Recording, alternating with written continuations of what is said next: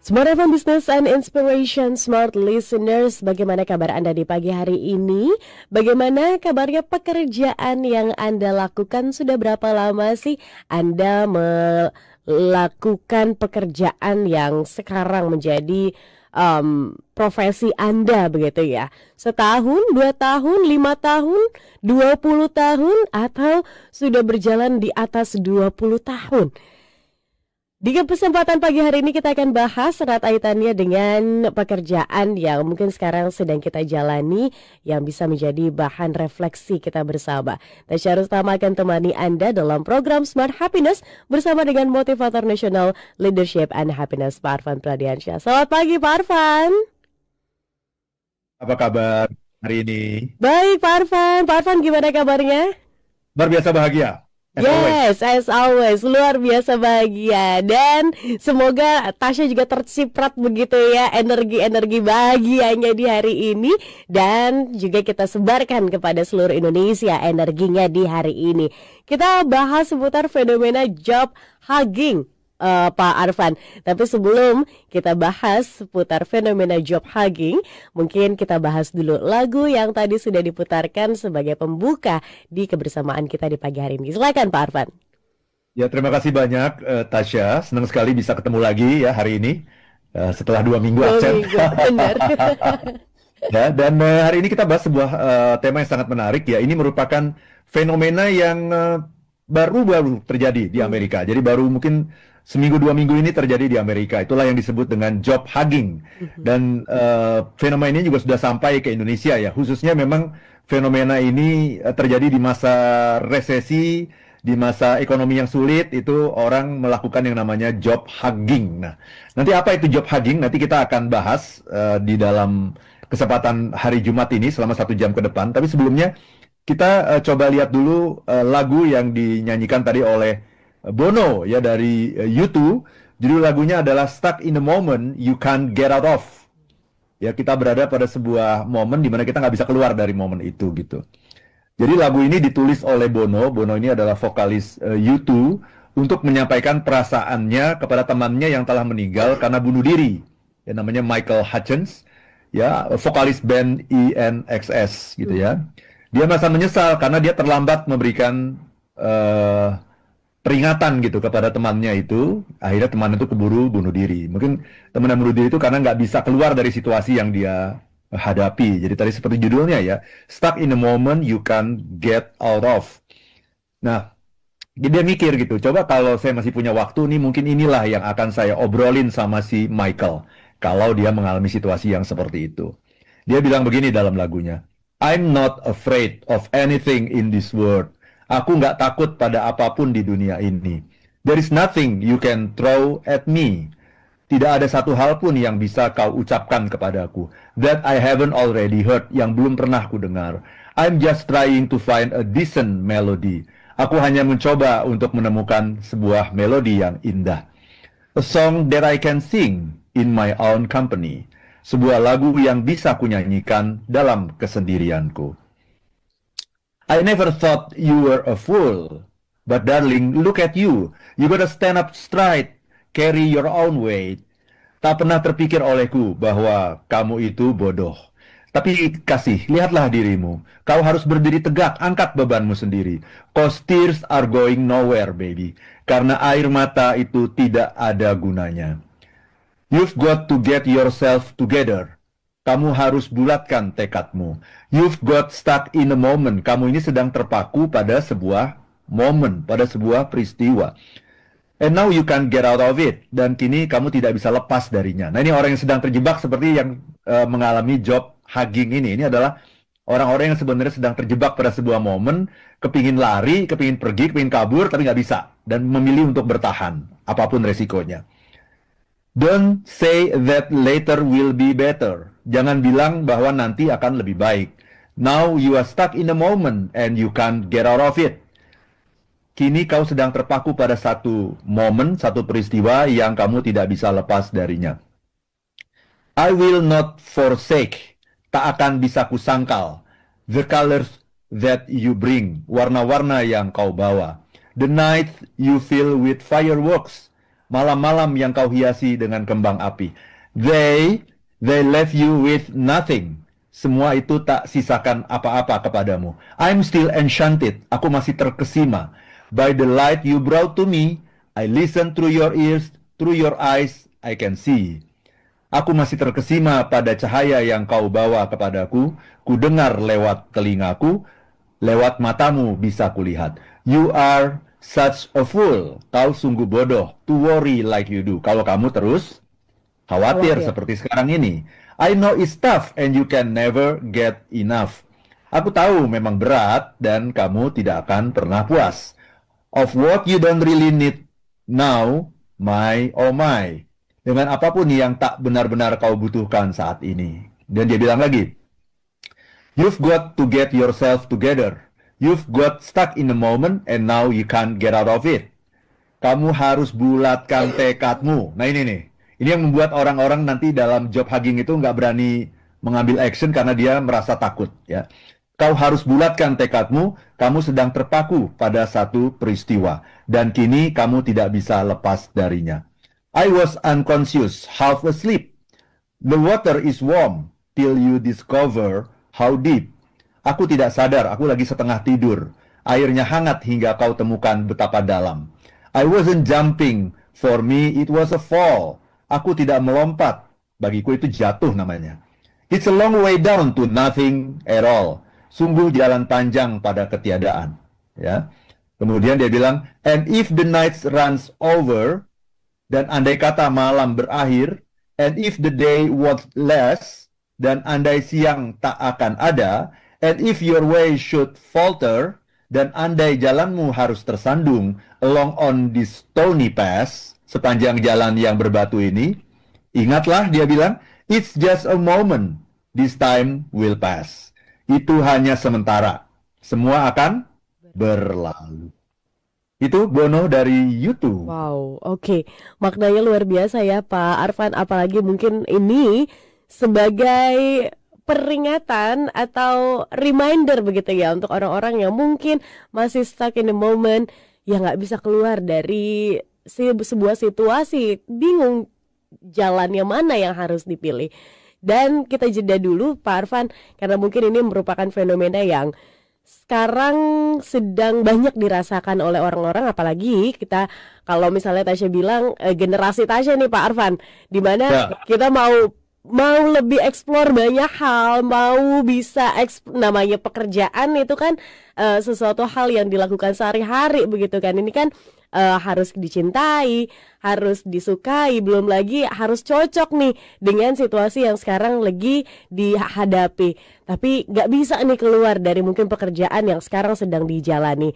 Gimana caranya nanti, bagaimana agar tidak terjebak dalam fenomena ini, kita akan bahas di sesi selanjutnya Smart Listeners dalam program Smart Happiness. Kami jeda sejenak untuk Anda. Kembali Anda ikuti Smart Happiness bersama Arfan Pradiansa. Smart Listeners, kami buka link untuk Anda bergabung di kesempatan pagi hari ini di 0812111299 atau juga boleh bergabung di live chat YouTube channel Radio Smart FM dalam program Smart Happiness. Fenomena job hugging ini masih menjadi topik perbincangan di pagi hari ini. Kalau Anda punya pengalaman begitu ya, mungkin sudah menjalani profesi yang Anda geluti sekarang lebih dari 20 tahun misal, ini kan luar biasa begitu ya Pak Arfan. Dan kalau misalnya kita lihat di momen sekarang begitu ya Pak Arfan, job hugging ini kayaknya udah jadi fenomena yang mungkin juga terjadi begitu ya di Indonesia. Tapi kalau Pak Arfan sendiri melihatnya seperti apa? Silakan Pak. Ya, terima kasih banyak ke Tasya ya. Jadi job hugging ini fenomena yang sebetulnya sih menurut saya sudah lama terjadi ya. Cuman kemarin itu sempat ada fenomena yang berlawanan dengan itu. Itulah yang namanya sebuah tren yang namanya Great Resignation. Jadi di mana orang itu banyak melompat-lompat ke perusahaan lain gitu. Itu namanya, itu lawan dari job hugging. Itu namanya job hopping. Ya, hopping tuh lompat-lompat gitu. Jadi sebentar di sini pindah ke sana, pindah lagi gitu ya. Itu namanya job hopping. Nah itu juga menjadi tren juga. Itu namanya Great Resignation gitu ya, dimana orang itu nggak bertahan lama di sebuah perusahaan, dia lompat karena mendapatkan tawaran yang lebih bagus gitu. Nah, itu biasanya terjadi dalam ekonomi yang sedang bagus-bagusnya gitu. Nah, tetapi di belakangan ini karena terjadi resesi ya, ekonomi sedang sulit. Kalau di Indonesia, di dalam negeri kita sering mendengar istilah apa itu? Efisiensi gitu ya, Efisiensi. di mana-mana gitu.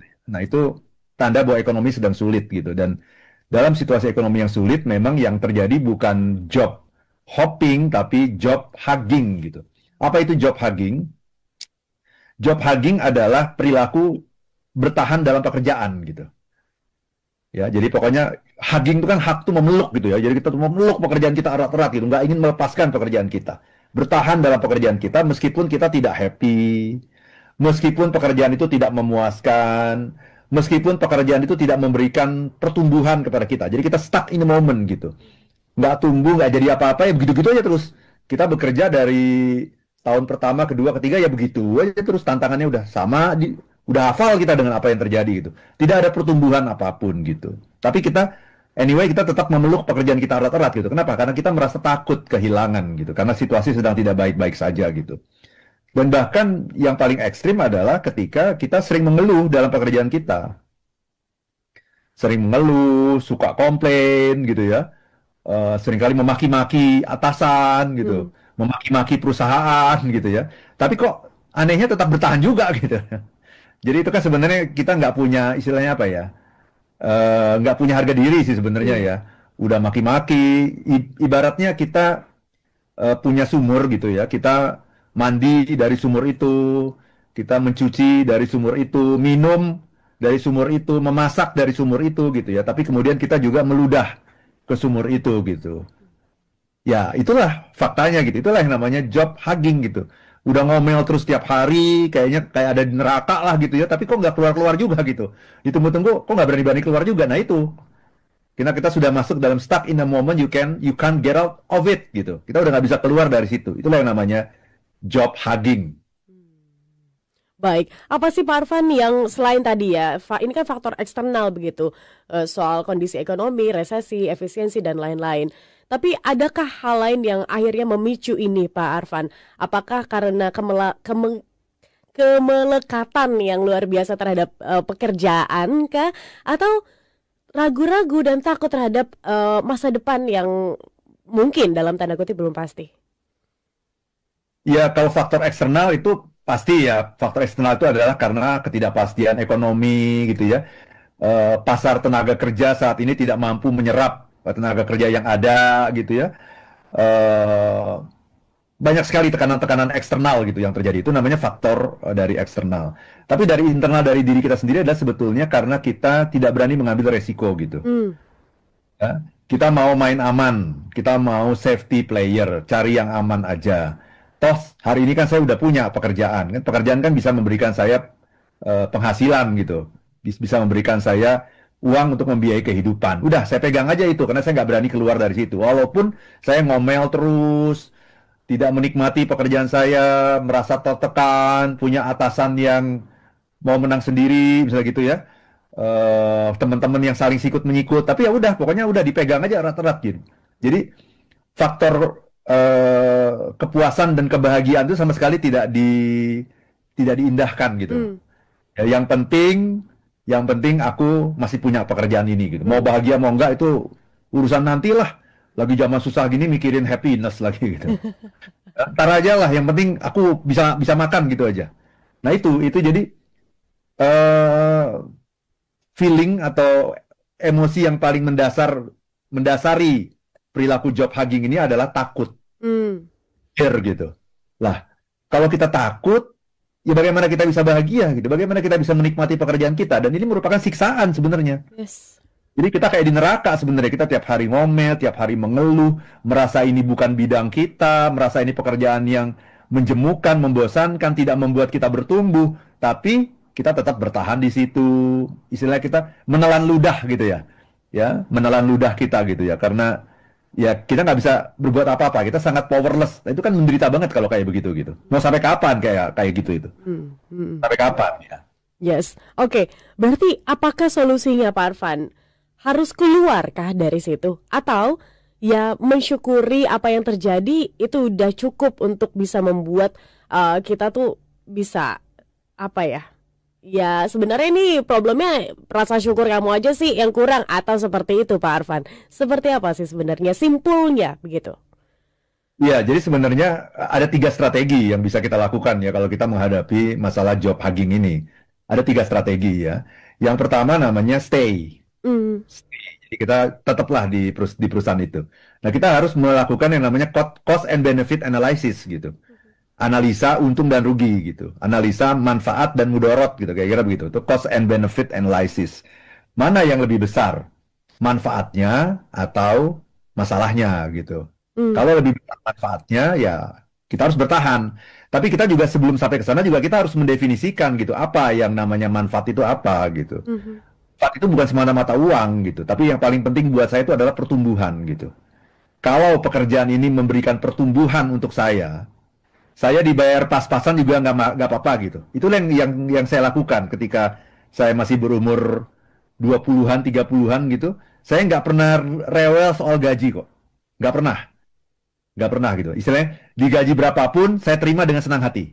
Tapi dengan satu catatan. Dengan satu catatan. Yaitu pekerjaan ini membuat saya bertumbuh. Pekerjaan ini membuat saya jadi orang yang lebih hebat dari saya yang sebelumnya. Pekerjaan ini membuat saya jadi orang hebat di masa depan. Jadi kita harus punya mimpi gitu. Mimpimu apa?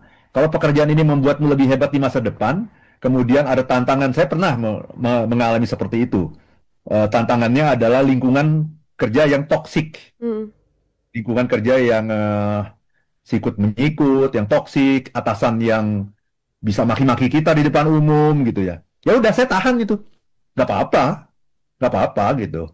Karena apa? Karena saya merasa bisa menjadi orang yang lebih hebat di masa yang akan datang, yang dibayar jauh lebih mahal dari saya waktu itu. Jadi kita harus punya mindset seperti itu, Tasya. Ya, kalau kita belum jadi orang hebat, kerja itu nggak usah mikirin gaji. Tapi dengan catatan, jangan pekerjaan yang hanya membuat kita begitu-begitu aja, yang membuat kita stuck in the moment gitu. Cari pekerjaan yang membuat kita bisa bertumbuh, membuat kita jadi orang hebat di masa yang akan datang, dan terima aja. Apapun yang terjadi, terima. Dah, nggak usah banyak rewel, nggak usah banyak cerewet. Itu strategi yang pertama namanya stay. Ya, kita melakukan yang namanya cost and benefit analysis gitu. Itu strategi yang pertama. Baik, Pak Arfan, kita jeda dulu. Satu strategi yaitu stay, analisa manfaat dan ruginya, tapi juga harus tahu ya definisi manfaat itu seperti apa, rugi itu definisinya seperti apa begitu ya. Kita tahan dulu, izin Pak Arfan, kita mohon maaf Tasya potong. Masih ada 2 poin lagi di mana kita bisa menghadapi job hugging yang mungkin menjerat kita. Nah, Pak Arfan nanti juga ingin Tasya mau tanya seputar gimana jika terhimpit terhadap tuntutan yang gak bisa nih bikin kita keluar, seperti mungkin sandwich generation yang mau gak mau ya harus bekerja, harus di situ begitu kan ya, dan gak bisa keluar. Izin kita jeda dulu, tetap bersama kami Smart Listeners dalam program Smart Happiness. Kami undang Anda sekali lagi di 0812 11 12 959. Sudah cukup ramai di pagi hari ini, jadi jangan sampai Anda tertinggal atau terlewat dan akhirnya tidak terbacakan begitu ya komentarnya. Silakan langsung dikirim dari sekarang agar nanti bisa dibacakan dan dijawab oleh Pak Arfan. Kita mengingatkan kembali untuk satu sesi berikut ini.